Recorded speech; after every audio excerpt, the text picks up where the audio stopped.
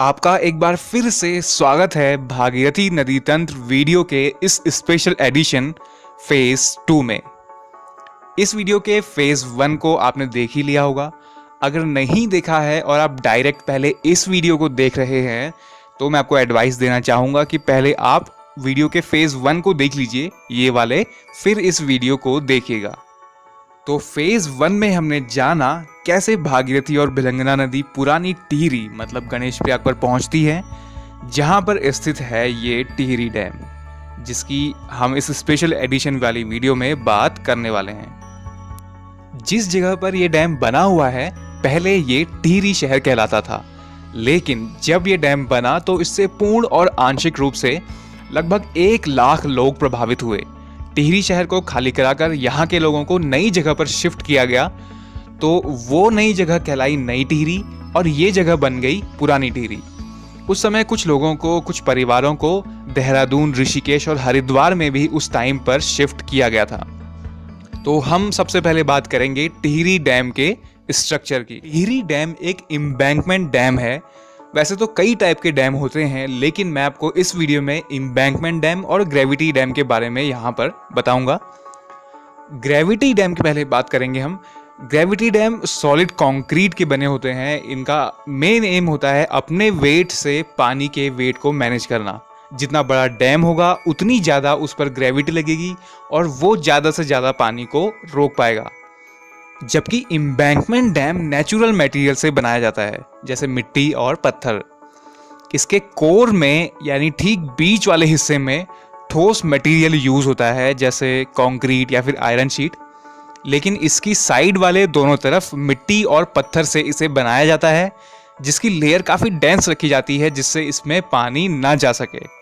कुल मिला के आप ये समझिए कि एम्बैंकमेंट डैम एक आर्टिफिशियल पहाड़ के जैसा है, जिसकी कोर तो सॉलिड होती है और उसमें हाई इनर्शिया की वजह से वो ज़्यादा स्टेबल बनता है, जिससे वो और डैम्स के मुकाबले अच्छा भूकंपरोधी बन जाता है।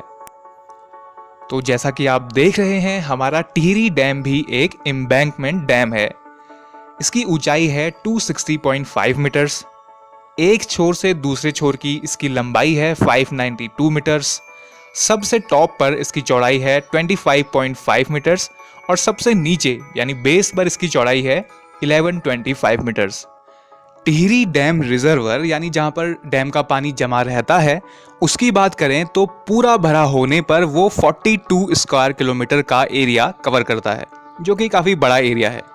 इसी भव्यता के कारण, इसी विशालता के कारण इस प्रोजेक्ट को राष्ट्र का गांव उपाधि दी गई है। और ये टिहरी डैम अपने टाइप का यानी एम्बैंकमेंट टाइप का एशिया का सबसे ऊंचा और वर्ल्ड का चौथा सबसे ऊंचा डैम है, जबकि ओवरऑल रैंकिंग में ये वर्ल्ड में 8वें नंबर का सबसे ऊंचा डैम है। हालांकि रैंकिंग वगैरह समय के साथ बदलती भी रहती है, इसीलिए हम बात करते हैं वापस से रिजर्वर की। तो टिहरी डैम रिजर्वर का नाम स्वामी रामतीर्थ सागर रखा गया है।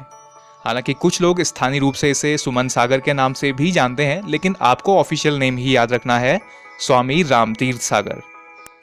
ये नाम इस रिजर्वर का इसीलिए रखा गया क्योंकि जो टिहरी शहर इस डैम के बनने से डूबा है, वहां पर एक तपस्वी हुआ करते थे स्वामी रामतीर्थ, उनकी तपस्थली स्थित थी।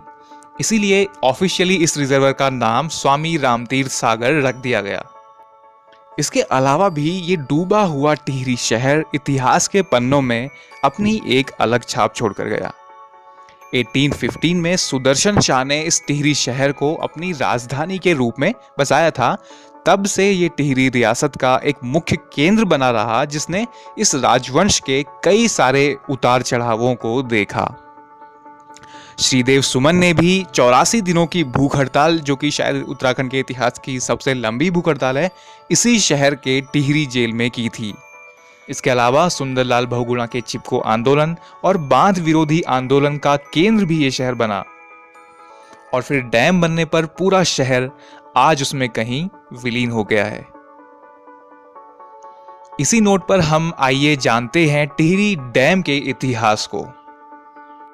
सबसे पहले 1949 में यूपी सरकार ने इस जगह पर डैम बनाने की योजना बनाई, जिसके तहत उन्होंने 1961 तक इस जगह का पूरा सर्वे वगैरह कराया। और फिर 1970s के आसपास ही प्रोफेसर जेम्स ब्रून द्वारा इस डैम का डिज़ाइन भी तैयार कर लिया गया। फिर 1972 में इस प्रोजेक्ट को केंद्रीय योजना आयोग ने हरी झंडी दिखा दी, मतलब स्वीकृति प्रदान कर दी, जिसके तहत इस प्रोजेक्ट में 75% फंडिंग होनी थी केंद्र सरकार के द्वारा और 25% फंडिंग होनी थी राज्य सरकार के द्वारा। लेकिन जाहिर सी बात है, क्योंकि इस डैम के निर्माण से लाखों लोग प्रभावित होने वाले थे, उनके घर, जमीन, जायदाद सब प्रभावित होने वाली थी, इसीलिए उन्होंने और कई सारे पर्यावरणविदों ने भी इस डैम के प्रोजेक्ट का विरोध करना शुरू कर दिया।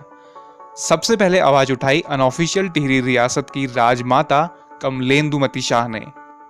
कमलेंदुमती शाह के बारे में आपको पता होना चाहिए कि वो टिहरी रियासत की राजमाता ही नहीं, बल्कि उत्तराखंड की पहली महिला सांसद और उत्तराखंड की पहली पद्म भूषण प्राप्तकर्ता भी थी।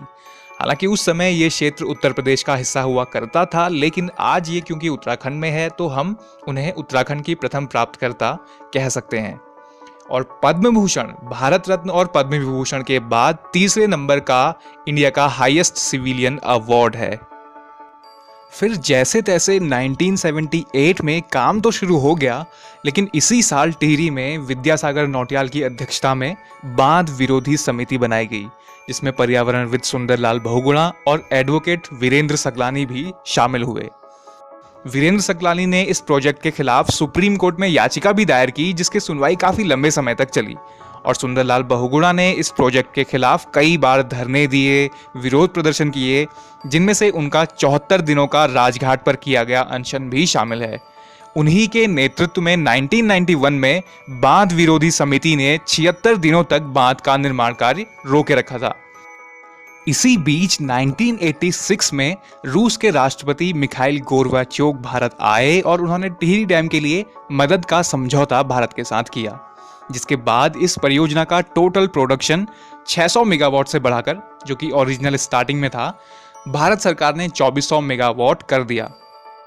फिर 1988 में बहुत धीमी गति से निर्माण कार्य होने के कारण केंद्र और राज्य सरकार ने मिलकर THDC लिमिटेड का गठन किया, Tehri hydro development corporation limited, और 1989 में यह पूरा प्रोजेक्ट उनको सौंप दिया।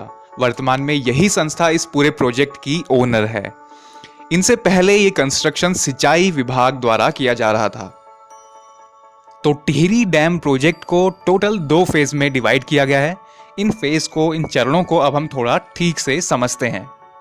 फर्स्ट फेज में आती है टिहरी बांध एवं जल विद्युत परियोजना। इसके तहत जो पावर प्लांट बना है वो जुलाई 2006 में टिहरी डैम के साथ ही बनकर तैयार हो गया था और अभी इस परियोजना से 1000 मेगावाट का बिजली उत्पादन हो रहा है। दूसरे फेज में 2 परियोजनाएं आती हैं, 2 सब प्रोजेक्ट्स आते हैं। पहला प्रोजेक्ट है टिहरी पम्प्ड स्टोरेज प्लांट। ये भी टिहरी डैम के साथ ही बना हुआ है, लेकिन अभी ये पूरा कंप्लीट बनकर तैयार नहीं हुआ है। पहले इसको कंप्लीट करने की डेट फरवरी 2016 रखी गई थी, लेकिन कुछ काम बचा होने के कारण अब ये बढ़ाकर 2018 कर दी गई है। यहाँ पर भी 1000 मेगावाट बिजली उत्पादन करने का लक्ष्य रखा गया है। और टिहरी डैम से इन दोनों अंडरग्राउंड पावर हाउस में 4 टनल्स, 4 सुरंगें बनाई गई हैं, जिनमें से प्रत्येक की लंबाई 6.3 किलोमीटर और इनका डायमीटर, इनका व्यास 11 मीटर का है। ये घोड़े के नाल के आकार की सुरंगें हैं, जो कि 2 इस वाले पावर प्लांट में और 2 फेज 1 वाले पावर प्लांट में बनाई गई हैं।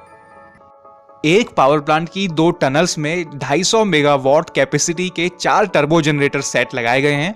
तो एक पावर प्लांट में हो गया 1000 मेगावाट और इसी तरह दूसरे में भी 1000 मेगावाट।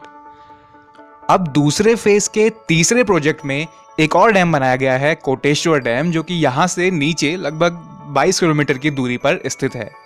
ये 2012 में ही बनकर कंप्लीट हो गया था और यहाँ पर 400 मेगावाट इलेक्ट्रिसिटी का प्रोडक्शन किया जा रहा है। इसकी ऊंचाई है 97.5 मीटर और ये एक ग्रेविटी डैम है। तो इस तरह इस प्रोजेक्ट का टोटल प्रोडक्शन हो गया 2400 मेगावाट। अब हम बात करेंगे टिहरी डैम के मेरिट्स और डीमेरिट्स की, कि इस डैम बनने से हमें क्या क्या फायदे हुए और क्या क्या नुकसान हुए। सबसे पहले बात करते हैं इलेक्ट्रिसिटी प्रोडक्शन की, जो कि इसका मेन एम है। इससे जो विद्युत उत्पादन होगा उसे उत्तराखंड, उत्तर प्रदेश, पंजाब, दिल्ली, हरियाणा, जम्मू कश्मीर, चंडीगढ़, राजस्थान और हिमाचल प्रदेश यानी पूरे नॉर्थ एरिया में डिस्ट्रीब्यूट किया जाएगा। और यहाँ पर एक रूल है कि अगर किसी राज्य में केंद्र सरकार द्वारा या किसी अन्य राज्य द्वारा कोई हाइड्रो इलेक्ट्रिसिटी प्रोजेक्ट बनाया जाता है तो उस राज्य को जिसमें वो प्रोजेक्ट बनाया हुआ है रॉयल्टी के रूप में टोटल प्रोडक्शन की 12% इलेक्ट्रिसिटी दी जाती है। इसी के तहत उत्तराखंड को यहाँ से 12% इलेक्ट्रिसिटी फ्री में दी जाएगी। अगला फायदा है पीने का पानी। यहाँ से दिल्ली को 300 क्यूसेक और उत्तर प्रदेश को 200 क्यूसेक पानी डेली प्रोवाइड कराया जा रहा है पीने के लिए। इसके अलावा सिंचाई के लिए अलग अलग जगहों को पानी भेजा जाता है। और एक और फायदा जो इस डैम का हुआ है वो ये कि डैम बनने से गंगा नदी का फ्लो कम हुआ है, जिससे यूपी, बिहार और पश्चिम बंगाल में जो बाढ़ आया करती थी लगातार, उनमें काफ़ी कमी देखने को मिली है। इसके अलावा टिहरी डैम रिजर्वर को फिशिंग और टूरिज्म के लिए डेवलप किया जा रहा है, जिससे वहां के स्थानीय लोगों को एम्प्लॉयमेंट मिल सकेगा। ये तो हो गए इसके मेरिट्स। अब बात करते हैं इसके डीमेरिट्स की। टिहरी डैम बनने से यहाँ रहने वाले लोग तो प्रभावित हुए ही, साथ में यहाँ की वनस्पतियां और मौसम भी काफी प्रभावित हुआ। मौसम में काफी अनिश्चितताएं और अप्रत्याशित बदलाव डैम बनने के बाद से देखने को मिलते हैं, जैसे अचानक से बारिश हो जाना या काफी तेज बारिश होना, और ये प्रभाव काफी बड़े एरिया को प्रभावित करते हैं। अब जो अगला डीमेरिट है वो थोड़ा डरावना है। इस डैम को हालांकि रिक्टर स्केल पर 8 तीव्रता का भूकंप झेलने लायक बनाया गया है और ये एक एम्बैंकमेंट डैम भी है, जो कि भूकंप की दृष्टि से बाकी डैम्स के मुकाबले ज्यादा सुरक्षित माना जाता है। लेकिन ये टिहरी डैम वाला इलाका अर्थक्वेक जोन 4 में आता है और जोन 5 के बिल्कुल बाउंड्री पर ही स्थित है। इसीलिए ये इलाका काफी संवेदनशील और काफी खतरनाक हो जाता है।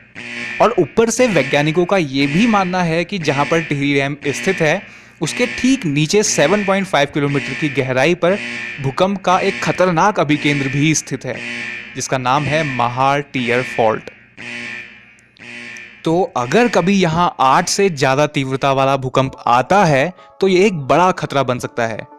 इसी वजह से कई सारे पर्यावरणविद जैसे सुंदरलाल बहुगुणा और भी कई लोग इस डैम का काफी विरोध कर रहे थे, क्योंकि डैम टूटने की कंडीशन में पूरा उत्तर भारत इससे प्रभावित होगा।